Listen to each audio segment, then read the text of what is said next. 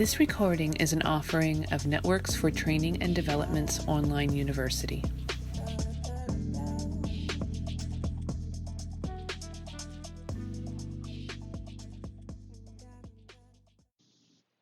Aloha, this is Rosa McAllister with Networks for Training and Development, and it's February 4th, 2019, and this is our monthly Healing Circle call. I am honored to be the leader this month. We have these Healing Circle calls on the first Monday of every month at 8 p.m. Eastern Time. I'm here in beautiful sunny Maui, and I'm sending love and warmth to all of you who may be in the frozen winter tundra or the winter vortex, swirling winds and snow or rain. Once again, it seems that we're in a time of change, a time of conflict, a time of strange happenings. Many places are dealing with extraordinarily cold temperatures, while other places that are supposed to be cold are not. There was a tornado in Cuba, where I'm headed to later tonight. Cuba doesn't get tornadoes. There's been wildfires and floods and all kinds of other things that have been happening. And here we are, time together, once again, to breathe, to meditate a little bit, and to remember that we're not alone. That's the nature of these Healing Circle calls, and I'm so glad you're here with me today. I was extraordinarily blessed this weekend. I was at a workshop, a retreat, with my Baba, as I call him, Baba Ram Dass. Ram Dass is a very well-known person in the healing, meditation, yoga world, what have you. Ram Dass has lived a very full life, is now in his mid to late 80s. And while his body regularly complains, as he says, and has disappointed him in many ways over the years, Baba is still full of joy. You can feel it, you can see it, you can hear it. It pours out of every pore of his body and beautifully from his face. This retreat was planned for some time. It's kind of an annual event, although expanded upon this year, thankfully. And again, I can't believe the joy, the possibilities that my neighbor, my friend, one of my teachers since the 1970s when I was in college, is Baba Ram Dass. Joining with him this time at this retreat was Frank Ostaseski, who is an amazing man, very well known in the hospice world. Frank started assisting people in the San Francisco area many, many years ago during the AIDS epidemic. And he continues to. He has the Zen Hospice Center in San Francisco that he has run for many, many years and has trained many, many people, hospice workers, nurses, doctors, family members, caregivers, all kinds of different folks over the years and around the world, how to better be with people as they are dying. Also joining us this weekend was Roshi Joan Hallifax, who's another incredible person I've known and read for many decades. She also is very well known in the hospice world and the death and dying world, is a very prolific writer. She also teaches at medical schools, and she also she lives in the Santa Fe area, where she also has a Zen Buddhist center. Together, they offered all of us incredible gifts of learning, remembering, relearning, and practice. Interestingly enough, Baba Ram wasn't sure that he was going to be able to make it to this retreat. He had just come out of the ICU at Maui Memorial Hospital, where he had been for the last week or so with a very severe infection. Frank and Joan, Roshi Joan, spoke very honestly and intimately about visiting him in the hospital and wondering whether he was going to come out, whether he would be able to be released from the hospital, or whether this would be kind of the end of Baba Ram Dass. Ram Dass, or RD as many call him, suffered severe stroke, actually a series of strokes about 20 years ago that left him unable to speak for quite a while, or with very halting aphasic speech where words were not his friends, as he said, and they eluded him often. But I've seen him many, many times recently, and it's incredible to me how his speech is actually getting better.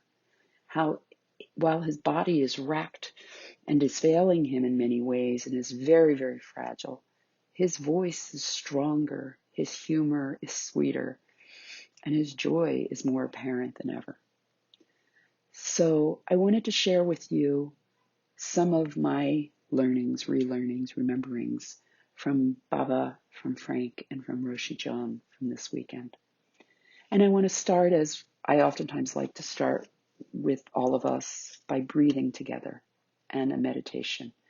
I'd like to offer you one of Baba Ram Dass's favorite meditations that he has used probably for the last decade or so. I want us all to take in a deep breath, hold it as long as you can, and then let it out with a ah, A-H-H-H-H-H, ah. Ah is the sound of the heart chakra. The chakra system is the energy centers in our body. Some believe that there are 7, some believe that there are 13, some believe that there are 777 chakras or energy centers in our bodies. But all have the heart as one of theirs and one of the primary ones.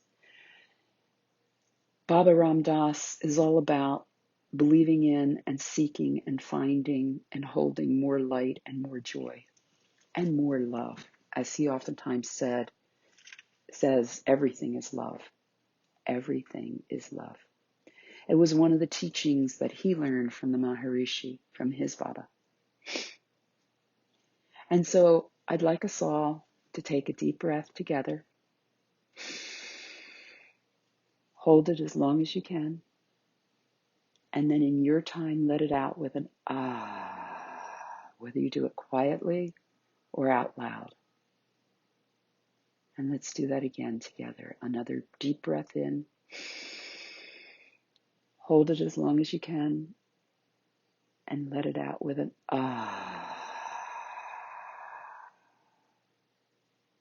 We're going to do this together one more time, finding your rhythm for a deep breath in. Hold it as long as you can. And letting it out with an ah. To open more your heart chakra, your heart center. I want you to, if you're in a seated position, have your back straight and your feet on the floor. If your shoes can come off and your socks can come off and you can just have bare feet, that would be great. But don't worry about it if you can't. And try to make sure that your shoulders are down and your neck is elevated so that the top of your head or the crown chakra is facing the sky and the stars and the sun. Find a rhythm, a comfortable rhythm for your breath. And I want you to quietly say to yourself this mantra, Baba Ram Dass's mantra. I am love awareness. I am love awareness. I am love awareness. Find your own rhythm with your breath and that mantra. I am love awareness. And I'm going to give us a few minutes of soft quiet where we can each be in our own breath and our own mantra. I am love awareness.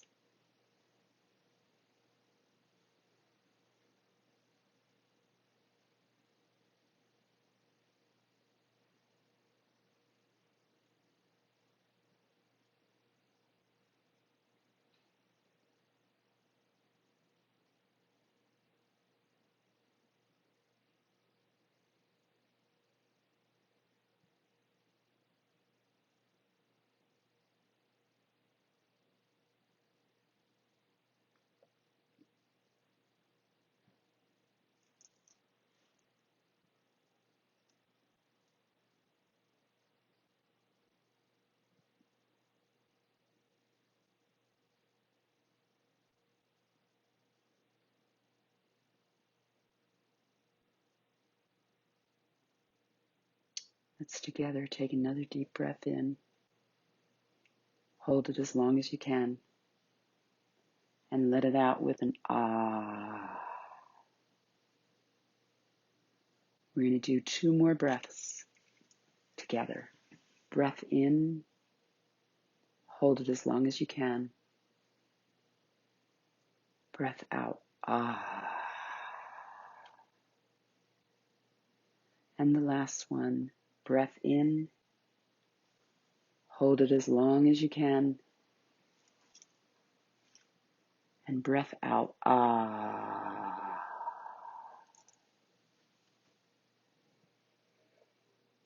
As Baba likes to say, what if the next time you were stressed, you breathed into your heart chakra to help open it up, just as you just did, and you thought for a couple minutes, I am love awareness. I am love awareness. What if the next time you were angry, furious, you opened your heart chakra by breathing as you just did, and meditated to yourself just for a few minutes as you just did. I am love awareness. I am love awareness. What if the next time you were sad or worried or couldn't sleep or were with someone who was angry or sad or worried? What if then you opened your heart chakra by breathing into it as you just did and meditated quietly on I am love awareness? How would that change things? How would that change you? Roshi Joan Hallifax talked at length about her journey through this life, through her practice many years as a practicing Buddhist nun now. She said one of the things that she's needed to focus on, not just being love awareness, but reminders of her actual physical self, that she has a strong back. As she said, she's always had a strong back. I know I have one. But equally, she has a soft front. And she also needs to keep her feet grounded. So if you think of the human body, the strong back, that's where our protections are. It's where our armor is. The back of our skull protects our brain. Our spinal cord protects our organs. Our derriere, our large muscle groups, oftentimes are found in our in our legs, along the back of our body.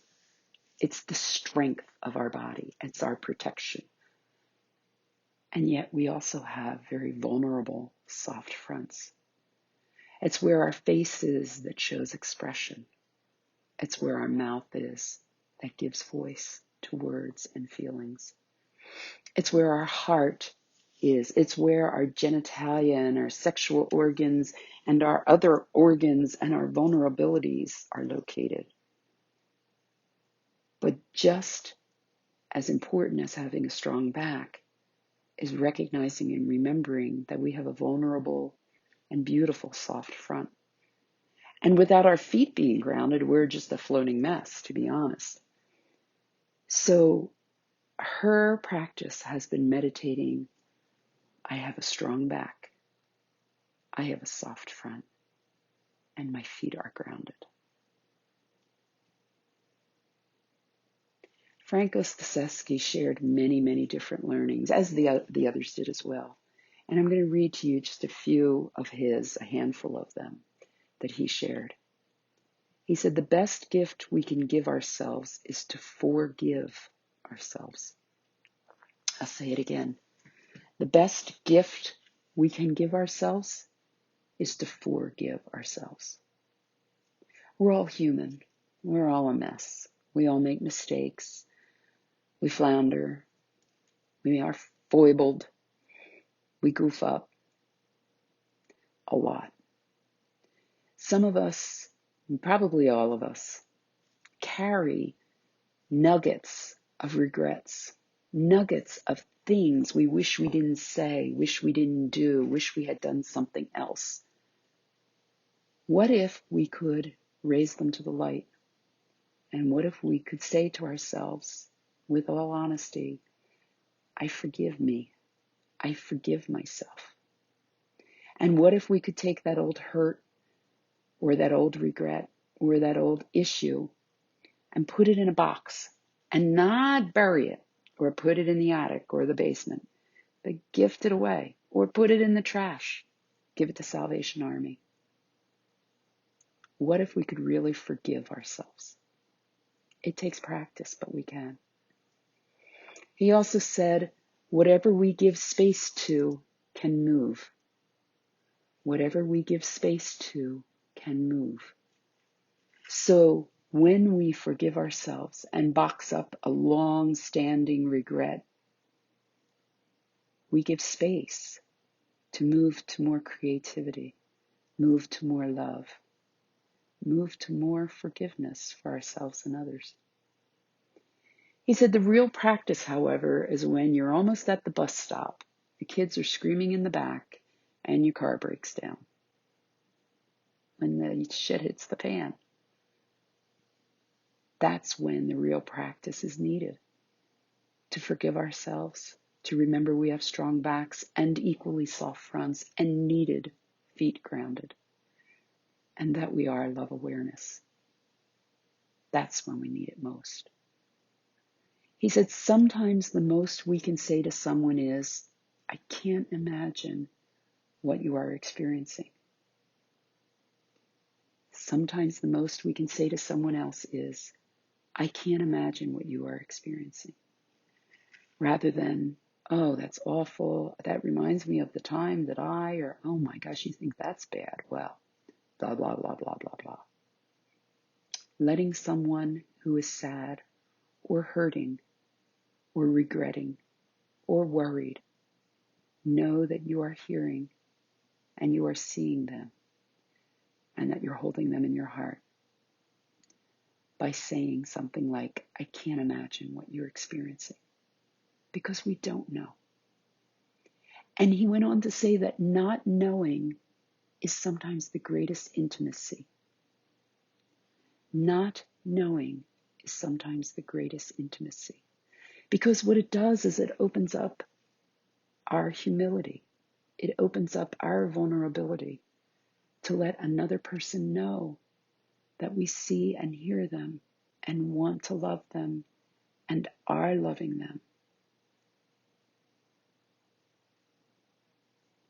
He also said that too often we, quote, pay attention to someone or something, when instead we should be lending our attention or offering our attention or giving our attention or gifting our attention. What a difference that would make.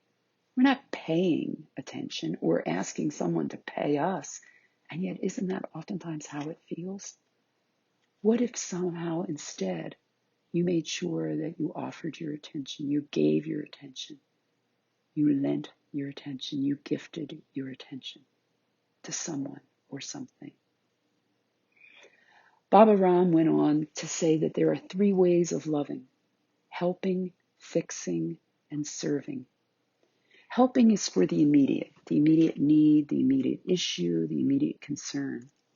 Fixing is really for you, for us, to feel better. But serving is for the soul, yours, theirs, and the world's. I'll say this again. Baba says there are 3 ways of loving: helping, fixing, and serving. Helping is for the immediate. Fixing is for you. But serving is for the soul, yours, theirs, and the world's. There were so many other learnings, so many more meditations, so many more rememberings, so many more laughs and tears. But I want to end with this, as they ended our time together, with Buddha's 5 remembrances. This has been quoted by many and interpreted by many, but this is my favorite version. Buddha's 5 remembrances. I am of the nature to grow old. There is no way to escape growing old. I am of the nature to have ill health. There is no way to escape ill health. I am of the nature to die. There is no way to escape death. All that is dear to me and everyone I love are of the nature to change. There is no way to escape being separated from them. My actions are my only true belongings. I cannot escape the consequences of my actions. My actions are the ground upon which I stand. So in closing, my wish for you, for all of us, is that this February is full of love awareness. This February is full of you knowing that you have a strong back, but that you have an equally soft front and that your feet are very grounded.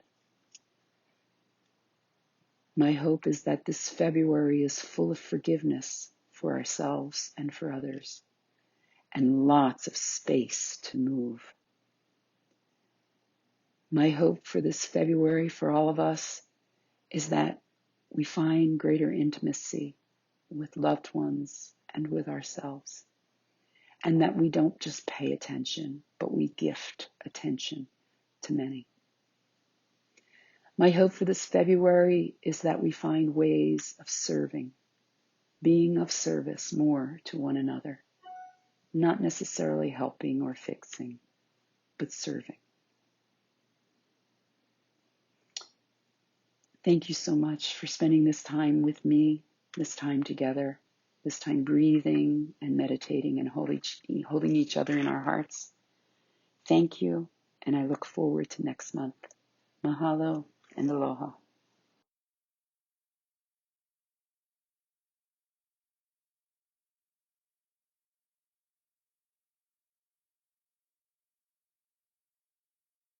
Thank you for listening. We hope the information provided was helpful. Don't forget to stop by our website and take advantage of all we have to offer.